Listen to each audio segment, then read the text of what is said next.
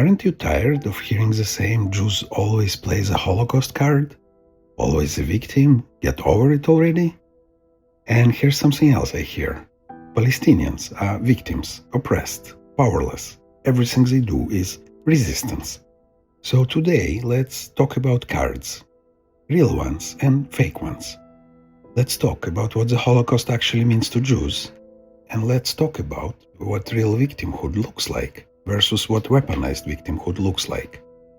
Because there is a difference, and pretending there isn't gets people killed. Shalom, I'm Igal and this is Middle East in less than 5 minutes. Let's dive in.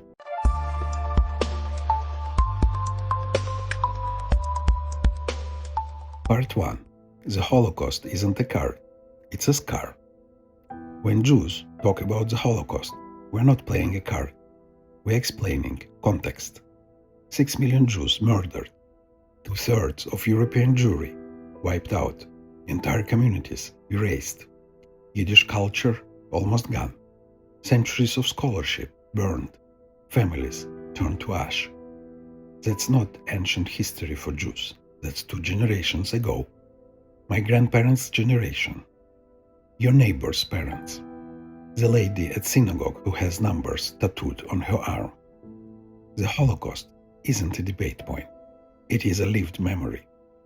It is the reason half of Israel exists, because Jews from Europe who survived had nowhere else to go.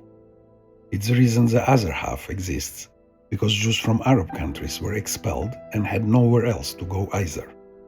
When Jews say never again, we don't mean it as a slogan. We mean it as a promise, because we've seen what happens when the world decides Jews are the problem. We've seen the camps. We've seen the mass graves.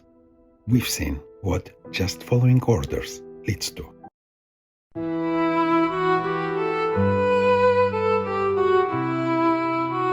So, when October 7th happens, when Hamas live streams the murder of 1,200 Jews, when they rape women and burn families alive, when they parade naked bodies through streets of Gaza while crowds cheer, Jews don't see an isolated incident.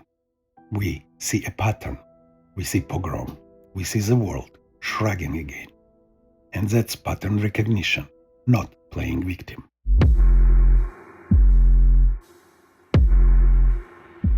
What the Holocaust means for Jews.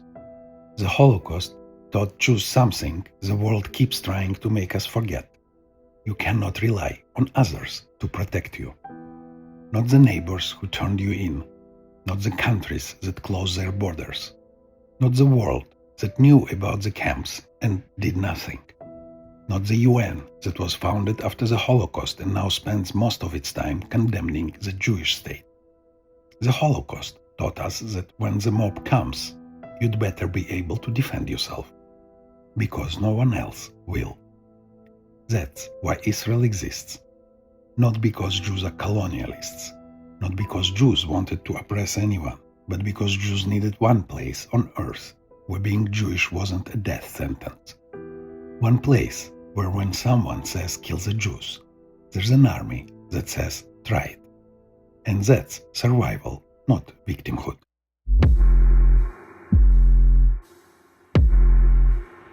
Centuries of persecution aren't a card either. And it's not just the Holocaust. Jews have been expelled from nearly every country in Europe. Expelled from England in 1290, from France in 1306, from Spain in 1492, from Portugal, from dozens of German territories, pogroms in Russia, blood libels across Europe, forced conversions, ghettos, massacres. And in the Muslim world, Jews were dhimmis, second-class citizens required to pay special taxes, forbidden from certain jobs, subject to arbitrary violence. Iraq expelled its Jews. Egypt expelled its Jews. Syria, Libya, Yemen, all expelled their Jews. Over 850,000 Jews ethnically cleansed from Arab countries. That's the 1940s and 1950s, not ancient history. That's living memory. So when Jews talk about persecution, we are not fishing for sympathy. We are explaining why we are skeptical when the world tells us to be defenseless. We are explaining why trust us, it will be different this time, does not land, because it's never been different.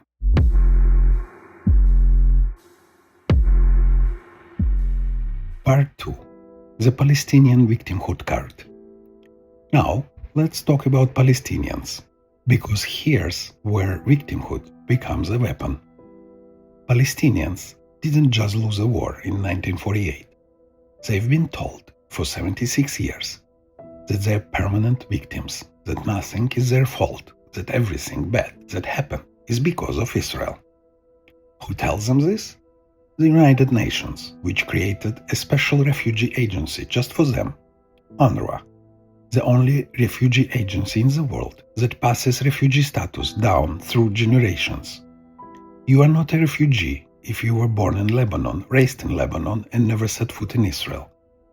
But if your great-grandfather left in 1948, congratulations, you are a refugee, even if he only arrived in the Mandate Palestine in 1945. 5 million so-called refugees who've never been displaced. That's not refugee status. That's a political identity designed to keep grievance alive. And it works because it teaches that you are not responsible for your future. Someone else is. Israel is. The West is. Anyone but you.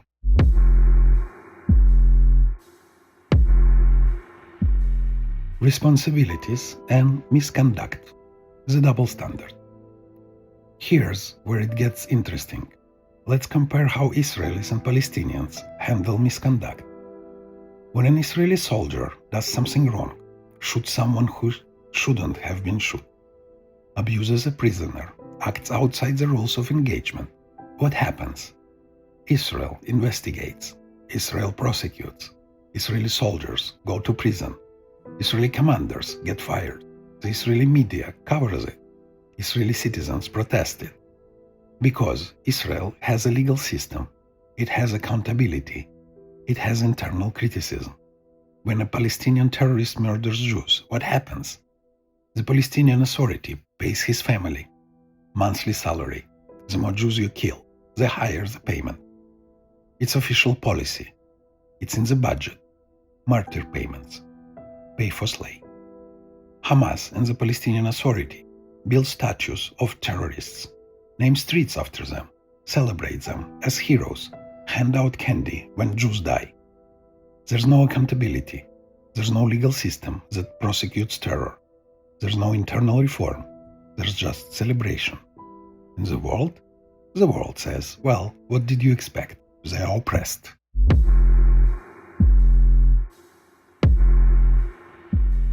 The attitude toward violence.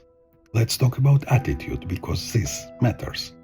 When Israel accidentally kills civilians in Gaza, despite giving warnings, despite calling off strikes when civilians are present, despite taking precautions no other army takes, Israelis agonize over it. The media covers it. The public debates it. The government investigates it.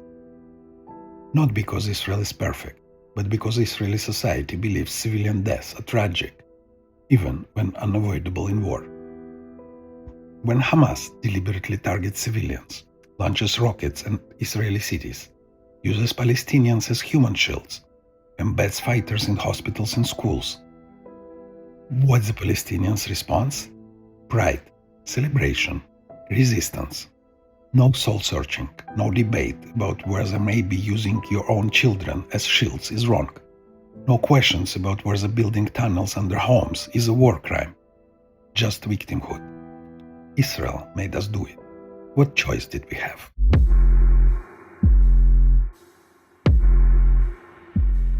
The real victimhood card. Here's the real victimhood card. Claiming that everything you do is justified because you are oppressed and nothing you do is your responsibility. That's what weaponized victimhood looks like. Israel left Gaza in 2005, completely. Every soldier, every settler, every inch of territory gave Palestinians full control. What did Gaza become?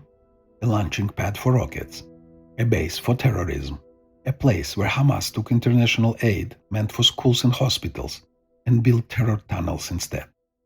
And when Israel responds to the rockets, to the tunnels, to the terror, what does the world say? Palestinians are victims, Israel is the oppressor. That's the real victimhood card. That's claiming you have no agency, no responsibility, no obligation to build instead of destroy.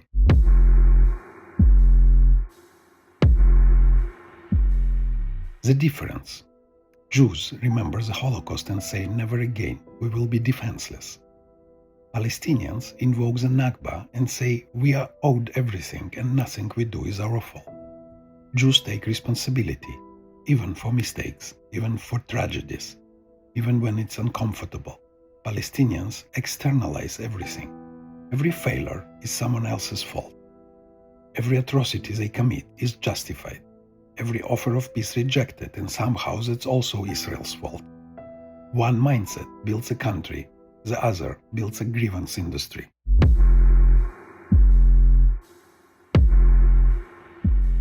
Comparing the two. When Jews talk about persecution, we're explaining why we need self-defense, not why we are owed the world.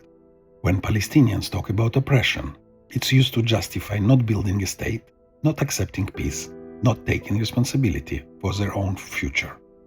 When Israel makes a mistake, Israelis demand accountability.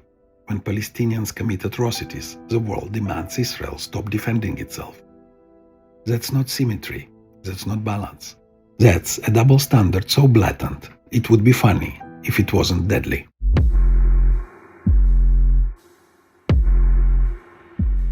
The Holocaust isn't a card Jews play to win arguments.